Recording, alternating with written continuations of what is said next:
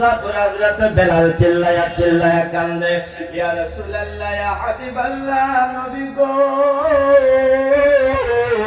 এমন কেমন আপনি বেলালকে দেখা দিয়া ও নবী আপনি অটোমেটিক গায়েব হয়ে গেলেন। ও মায়ার নবী গো, আপনার বেলাল মুলকের শাম থেকে চলে এসে গেছে, আপনার বেলাল আপনাকে দেখার জন্য এসে গেছে। নবী গো এমন কেমন আপনি গায়েব হয়ে গেলেন, এমন কেমন আপনি গায়েব হয়ে গেলেন, আমাকে দেখা দেন। এমন ভাবে বেলাল কান্নাকাটি করতে আসে। ও প্যারে মুসলমান, আমার নবী রাহমাতুল লিল আলামিনের কবর মুবারক হযরত বেলাল দুই হাতে পাঞ্জা দিয়ে ধরে নিয়ে চিল্লায়া চিল্লায়া কাঁদতে কাঁদতে হযরত বেলাল বেহুশ হয়ে জমিনের মধ্যে পড়ে যায়। বলেন সুবহানাল্লাহ। প্যারে মুসলমান, হযরত বেলালের আবার যখন হুঁশ ফিরে আসছে, হযরত বেলালের যখন আবার জ্ঞান ফিরে আসলে, তাকিয়ে দেখে মদিনাবাসীরা রোজার মাঝে হাজির হয়ে গেছে। আহারে আমার নবীকে বেলাল দেখতে পারে না, আমার নবীকে বেলাল দেখা পায় না। বেলাল ডাক দেয়, নবী গো মুলকের শাম বেলালকে দেখা দিয়েছেন, আপনার তালাশে বেলাল এসে হাজির হয়ে গেছে। ইয়া রাসূলুল্লাহ ইয়া হাবিবাল্লাহ, হুজুর গো বেলালকে এসে দেখা দেন, একবার বেলালকে দেখা দেন গো নবী, একবার দেখা দেন। না না না না, বেলালের কান্না থামে না, বেলালের কান্না থামে না। আপনি আমার মায়ের নবী বেলালকে দেখা দেয় না। বেলাল এমন ভাবে কাঁদতে কাঁদতে রে বাবা আবার বেলাল বেহুশ হয়ে জমিনের মাঝে পড়ে যায়। আরে ভাই মুসলমান, এমন ভাবে বেলাল আবার বেহুশ হয়ে পড়ে গেলেন। সারা মদিনাবাসী বেলালের কান্নার আওয়াজ পেয়ে মসজিদে নববীর মাঝে হাজির হয়ে গেছে। বেলালের সঙ্গে সঙ্গে সাহাবারা কান্নাকাটি করে, বন্ধুরে বেলাল কান্নাকাটি করতে আছে। বেলাল মাটির মাথা গড়াগড়ি করে ডাক দেয়, নবী গো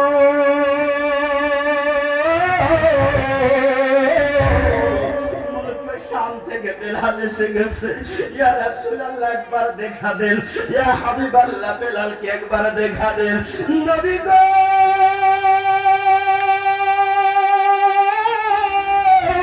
বেলাল আপনার জন্য হাজির হয়ে গেছে, বেলালকে দেখায় না।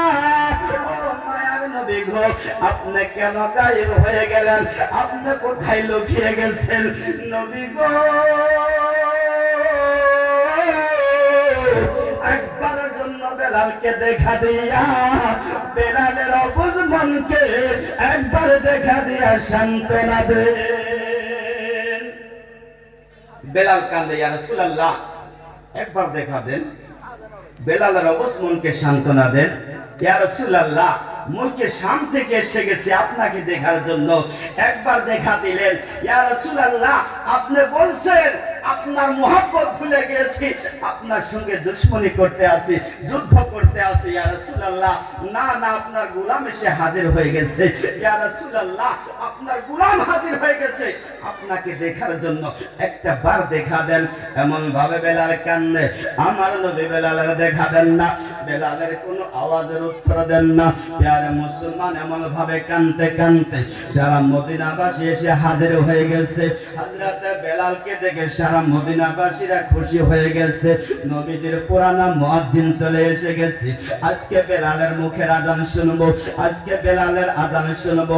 অনেক দিন হয়ে যায় বেলালের মুখের আজান শুনি না, মোলাদের মুখের আজান শুনি না। আজকে আমরা বেলালের আজান শুনবো, যে আজান আমরা অনেক দিন হয়ে শুনি না। প্যারে ভাই মুসলমান, এমন ভাবে একজন দুইজন তিনজন করে সবাই বেলালকে বলতে আছে, বেলাল ও বেলাল একবার আজান দাও। বেলাল তোমার আজানটা আমরা শুনতে বড় ইচ্ছা করছে, তোমার আজানটা শোনার জন্য মনে চাইছে। বেলাল কারো কথা মানে না, একের পর দুইজন তিনজন এমন করে অনেক মানুষে বললেন। মদিনাবাসীরা বেলালের কান্নার আওয়াজ পেয়ে একের পর একটা করে সারা মহল্লার মানুষ এসে নবীর রওজায় হাজির হয়ে গেছে। বেলালকে আজান দিতে বলে, না না, বেলাল কারো কথা শুনে আজান দেয় না। একজন আরেকজন সাহাবী মশওরা করতে আছে, যদি বেলালকে এমন ভাবে বলা যায় বেলাল আজান দিবে না, আজান দিবে না কেন না গো, যেদিন আমার নবী দুনিয়া থেকে চলে যায় পর্দা নিষিদ্ধ করেছিল, হযরতে বেলালকে আবু বকর বলেছিল আযান দেওয়ার জন্য। হযরতে বেলালকে আবু বকর বলেছিল, বেলাল তুমি মদিনা ছেড়ে কোথায় যাও? না না না বেলাল, এই মদিনা ছেড়ে তোমার যাওয়া যাবে না, তোমার যাওয়া হবে না। হযরতে বেলাল আবু বকরের কথা শুনেন নাই। হযরতে বেলাল বলেছিল, আবু বকর রে, ও আবু বকর, বলো তুমি কি বেলালকে আল্লাহর ওয়াস্তে কিনে কি আজাদ করে দিয়েছিলা? ও বেলাল, ও আবু বকর, না তোমার জন্য বেলালকে তুমি কিনে নিয়ে নিয়েছিলা। হযরত আবু বকর বলেছিল, রে বেলাল, আল্লাহর কসম, আমি আল্লাহর খাতিরে ও বেলাল তোমাকে আমি উমাইয়ার হাত থেকে কিনে নিয়েছিলাম আজাদ করার জন্য। ও বেলাল, আমার জাতের জন্য আমি তোমারে কিনি নাই। সাহাবারা বলতে আছে, না না না, বেলাল আবু বকরের কথা শুনে নাই। আজকে যদি আমরা সবাই বলি গো বেলাল কারো কথাই শুনবে না। মদিনাবাসীরা এমন ভাবে আর দেরি করা যাবে না। বেলালের মুখের যদি আজান শুনতে চাও, বেলালের আজান যদি শুনতে চাও, ডাক দাও হাসান হুসেনকে। বেলালকে যদি বলে, নিশ্চয় হাসান হুসেনের কথা বেলাল শুনবে।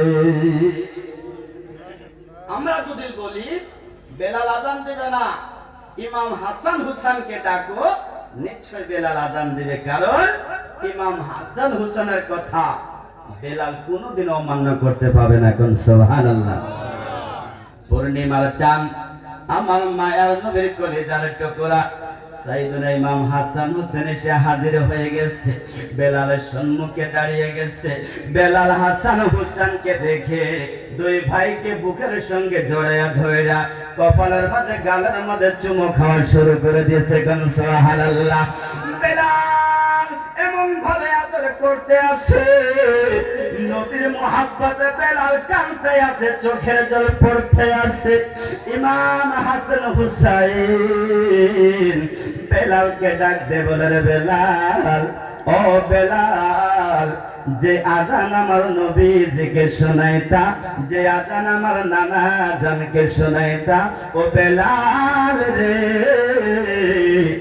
ওই মধুর আজানটা একবার শুনিয়ে দাও। সারা মদিনাবাসীর কথা বেলাল ফালাইতে পারে, ইমাম হাসান হুসেনের কথা ফালাইতে পারে না। কেননা প্যারে মুসলমান, যদি আজকে ইমাম হাসান হুসেনের কথা যদি বেলাল অমান্য করে, শুধু বেলাল না রে বাবা, আজ পর্যন্ত কিয়ামত পর্যন্ত কোন মুসলমান ব্যক্তি যদি ইমাম হাসান হুসেনকে অবহেলা করে, ইমাম হাসান হুসেনের কথা যদি না মানে রে, হাসর ময়দানে নবীর সম্মুখে দাঁড়ানোটাও সম্ভব। বেলালের ভিতরে ডর, আজকে যদি হাসান হুসেনের কথা না মানি, আমি যখন বেলাল মারা যাব, হাসর ময়দান যখন কায়েম হয়ে যাবে, আমার নবী যখন দাঁড়িয়ে যাবে, আমি বেলাল যখন আমার নবীজির সম্মুখে দাঁড়িয়ে যাব, আমার নবী যদি ডাক দে, বলে, বেলাল রে, তোমার কাছে আমার কলিজার টুকরা হাসান হুসেন আইছিল, তোমার আজান শুনতে চাইছিল। বেলাল, আমার হাসান হুসেনকে তুমি আজান শোনাও নাই। আমি নবী কথা দিলাম, ওই খাতিরে হাসান হুসাইনের কথা অমান্য করার কারণে আমি নবী আজকে বেলাল তোমার সঙ্গে কথা বলবো না। ভয় আছে কিনা? আছে না নাই ভয়? হযরতে বেলাল কি করবে রে বাবা? সারা মদিনাবাসীর কথা ভালাইতে পারে, হাসান হুসেনের কথা ভালাইতে পারে না। দুই ভাই যখন সম্মুখে দাঁড়িয়ে গেছে, বেলাল বসে আছে, সারা শরীর নবীর মোহাব্বতে থরথরায়া কাঁপতে আছে। হাসান হুসেন বলে, বেলাল, যে আজান আমার নানা জানতে শুনাইতে হবে বেলাল, আমাদের মন চাই গো বেলাল, একটা বার সে আজানটা শুনিয়ে দাও। এবার এই বেলাল করলেন কি, হাসান হুসাইনের কথা মোতাবেক বেলাল মসজিদে নববীর মিনারার মাঝে ওঠা শুরু করছে। সুবহানাল্লাহ। আমার ভাইয়ের, আমার বন্ধুগণ, হযরত বেলাল যখন মিনার মাঝে চললেন আযান দেওয়ার জন্য, সারা মদিনাবাসীরা মসজিদে নববীর আশেপাশে তারা খাড়া হয়ে আছে। সারাটা মদিনাবাসী হযরত বেলালকে চারপাশে ঘেরাও করে নিয়েছেন। যেমন ভাবে আকাশের মাঝে চাঁদ উঠে রে, আর সারা তারাগুলোর মাঝখানে চাঁদের আলো থাকে, আর সারা তারাগুলো সারাটা আসমানের মাঝে চাঁদের আশেপাশে তারা জ্বলতেই থাকে, থাকে না না নাই? এবার বেলাল মিনার মাঝে উঠলেন, এবার আজান দেওয়ার জন্য বেলাল রেডি হয়ে গেলেন। এ প্যারে মুসলমান, সারা মদিনাবাসী বেলালের আজান শোনার জন্য তারা মসজিদে নববীর পাশে দাঁড়িয়ে গেলেন রে বাবা। এবার বেলাল আজান দেওয়া শুরু করেছেন।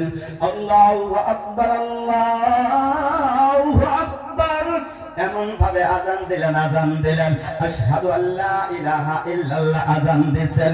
সারা মদিনার মাঝে এমন হয়েছে রে, যেমন আমার নবী যেন নতুন করে আবার দুনিয়া থেকে পরদা নিশি করেছে। একটার পর একটা কান্দে গো, আহারে সারা মদিনাবাসী মসজিদে নববীর মাঝে হাজির। তারিখে কিতাবে সাক্ষী দেয়, বেলালের আজান শোনার জন্য মদিনাবাসীরা একটা না দুইটা না সারা ঘরের মানুষ বাহির হয়ে গেছেন। তারিখে কিতাব সাক্ষী দেয়, বেলালের আজান শোনার জন্য আমার মা বোনেরা ঘর থেকে বাহির হয়ে গেছে। সুবহানাল্লাহ। ছোট ছোট বাচ্চারা বাবার হাত ধরে ধরে রাস্তার মাঝে দাঁড়িয়ে আছে। আমারে মদিনাবাসীরা বেলালের আজান শোনার জন্য ঘরের ছাদের উপরে চড়ে গেছেন, ঘরের চালের উপরে উঠে গেছেন বেলালের আজান শোনার জন্য রে বাবা। এবার বেলাল আজান দিবে, আশহাদু আন্না মুহাম্মাদুর রাসূলুল্লাহ, এমন যখন ভাবে আজান দিলেন, বেলালের চোখের পানি টপ টপ করে পড়তে আছে। বেলাল ডান দিকে তাকায়, নবীরে দেখা যায় না। বেলাল সামন দিকে তাকায়, আমার নবীজিরে দেখা যায় না রে বাবা। বেলাল বাই দিকে তাকায়, আমার নবীজিরে দেখা যায় না। যে বেলাল আজান দিলে আমার নবী বেলালের সম্মুখে বসে থাকতো। যখন বেলাল আজান দিত,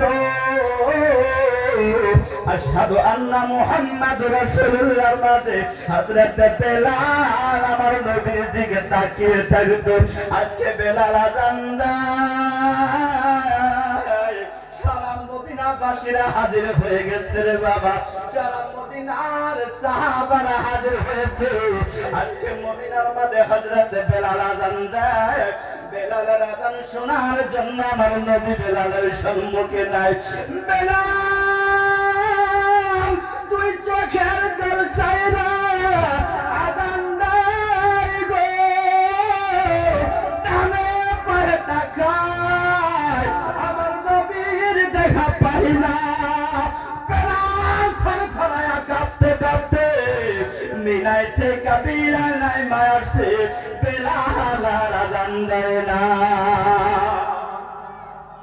আমার ভাইয়ের, আমার বন্ধুরা, এমন ভাবে বেলাল যেমন নবীকে ভালোবাসছে, আপনি আমার তেমন ভাবে নবীকে ভালোবাসা লাগবে। আপনি আমার ভালোবাসার মধ্যে যদি কিছু কমে হয়ে যায়, আমার নবী বলেছে লা ইউমিনু আহাদুকুম হাত্তা কুনা হাব্বা ইলাইহি মিন ওয়ালিদিহি ওয়া ওয়ালাদিহি ওয়ান নাসি আজমাইন। আমার নবী বলে, ও আমার সাহাবারা, তোমরা যদি আমি নবীকে ভালোবাসতে চাও, তোমাদের মা বাবার চাইতে, তোমাদের রিশতেদারের চাইতে, তোমাদের ছেলে মেয়ের চাইতে, তোমার জানের চাইতে বেশি আমি নবীকে ভালোবাসা লাগবে। যদি এমন ভালোবাসা না হয়, লা ইউমিনু আহাদুকুম হাত্তা, তোমরা ওই পর্যন্ত কামিল মুমিন হতে পারবে না। একদিন আমার নবী হযরতে উমর ফারুকের হাত ধরেছেন, বলে, উমর, আচ্ছা বলো তো, পৃথিবীতে তুমি সবার চাইতে কারে বেশি ভালোবাসো? বেলাল বলে, ইয়া রাসূলুল্লাহ, নবী গো। উমর ফারুক আজম বলে, ইয়া রাসূলুল্লাহ, হুজুর, আমি আপনারে ভালোবাসি, সবার চাইতে বেশি আপনাকে ভালোবাসি, কিন্তু তার চাইতে বেশি উমরের জানকে ভালোবাসে। আমার নবী হাতটা ছেড়ে দিলেন। হযরত উমর ফারুক আজম টাসকা লাগছে, এটা কি কথা? যে নবী আমার হাত ধরলো, ওই নবী আমার হাত কেন ছেড়ে দিল? হযরত উমর টাসকা লেগে বলে, ইয়া রাসূলুল্লাহ, কি কারণ আপনি আমার হাত ছেড়ে দিলেন? আমার নবী ডাকতে বলে, উমর, ও উমর, তুমি এখনো কামিলা মুমিন হতে পারো নাই। উমর বলে, ইয়া রাসূলুল্লাহ, কেমনে আমি মুমিন হলাম না? আমার ভাইরা, আমার বন্ধুগণ, আমার নবী ডাকতে বলে, উমর রে, যতক্ষণ পর্যন্ত তোমার জানের চাইতে বেশি আমি নবীরে ভালো না বাসবা, উমর, তুমি কামিলা মুমিন হতে পারবে না। উমর ডাকতে বলে, ইয়া রাসূলুল্লাহ, নবী গো, আল্লাহর কসম খেয়ে বলছি, এই উমর এতদিন যা করছে, নবী গো, উমর আল্লাহর কসম খেয়ে বলছে, ইয়া রাসূলুল্লাহ, আজকে উমর এই মুহূর্তে উমরের জানের চাইতে বেশি ইয়া রাসূলুল্লাহ আপনার ভালোবাসি। আমার নবী বলে, উমর, এখন তুমি কামিলে মুমিন হইছো। এ উমর, এখন আর সন্দেহ নাই, তুমি কামিলে মুমিন হয়ে গেছো, পাক্কা ঈমানদার, পাক্কা মুমিন হয়ে গেছো উমর, আর সন্দেহ নাই। যে প্যারে মুসলমান, আমার নবীকে সবার চাইতে বেশি ভালোবাসা লাগবে। বর্তমান কিছুগুলো মানুষ আছে আমার নবীর চাইতে বেশি পীর সাহেবকে ভালোবাসে। বাসে কিনা রে বাবা? খারাপ পাইছেন কি? পীর সাহেবকে বাসে না ভালো? বহুত আছে এমন, এমনও পীর সাহেব আছে যে পীর সাহেবের দাড়ি নাই, হাতের মধ্যে 7-8টা করে আঙ্গুঠি আছে। আছে না আমার বিশ্বাস? মুজ বড় বড় লেগা দিছে, খুতার নিচে দাড়ি নাই, কিছুগুলোর মাথা তো টুপি নাই, কিছুগুলো প্যান্ট শার্ট পিন্ধেও ঘুরে, নাম রাখছে কৃষ্ণ তরিকা। আচ্ছা, কৃষ্ণ তরিকাটা তুই মুসলমানের হয় বাবা?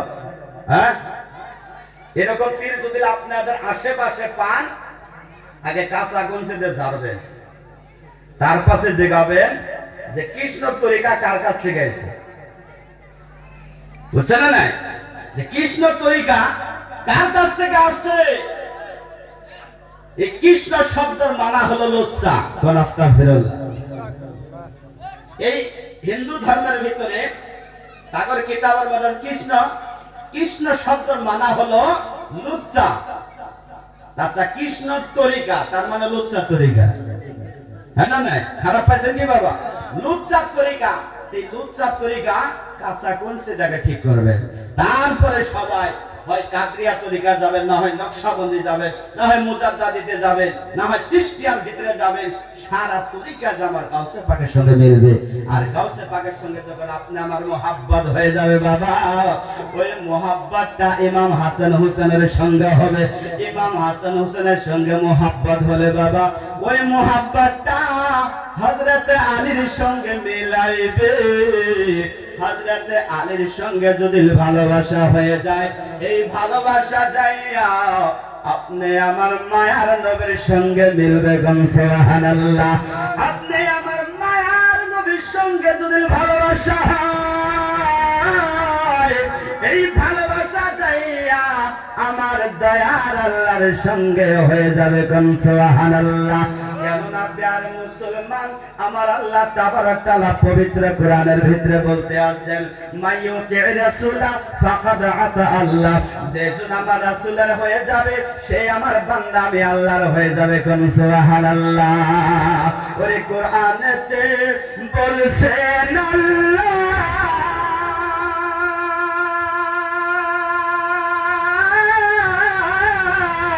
ওই আমার নবীর নামে খাওফানা বিল্লাহ, ওরে নবী খুশি হইলে পরে আল্লাহ খুশি হয়। শামসে দুহা বদরে দুজা নবী হামারা, চিল্লায়ে বলেন না সুবহানাল্লাহ। আমার ভাই, আমার বন্ধুরা, আমার নবী খুশি হলে আমার আল্লাহ খুশি হবে। আমার আল্লাহ তাবারক তাআলা সূরা আলে ইমরানের ভিতরে বলতে আছেন, কুল ইন কুনতুম তুহিব্বুনাল্লাহ ফাত্তাবিউনি ইউহিব্বুকুমুল্লাহ, চিল্লায়া বলেন সুবহানাল্লাহ। আওয়াজ হয় না, কারণ কি? সুবহানাল্লাহ কইতে ভয় করেন কি? আচ্ছা, আমি শুনি না, তার মানে আমি মিনঠোসা নাকি? আল্লাহ তাবারক তাআলা বলতে আছেন, কুল শব্দ মানে হুকুম করার জন্য আমরের সিগা, আলেম ওলামায়ে বুঝবে রে বাবা।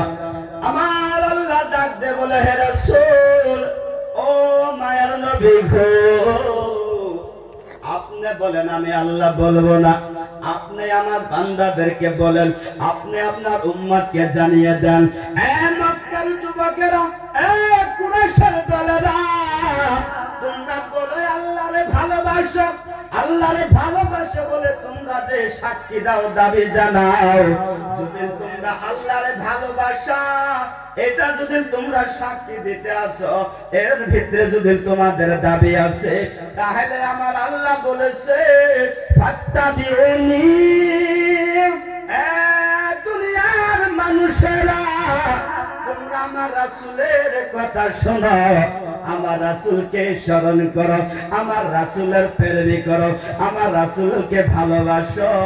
যদি তোমরা আমার নবীর ভালোবাসা পেয়ে যাও, আমি আল্লাহ কথা দিলাম, ইউহিব্বুকুমুল্লাহ, ও দুনিয়ার মানুষ, আমি আল্লাহ তোমাদেরকে ভালোবাসবো। আমার নবীর ভালোবাসা হলে আল্লাহর সঙ্গে ভালোবাসা হবে। আল্লাহ যখন আমাদেরকে ভালোবাসবে, ওই ভালোবাসার খাতিরে আপনি আমার গুনাহগুলো আল্লাহ মাফ করে দিবেন, সুবহানাল্লাহ।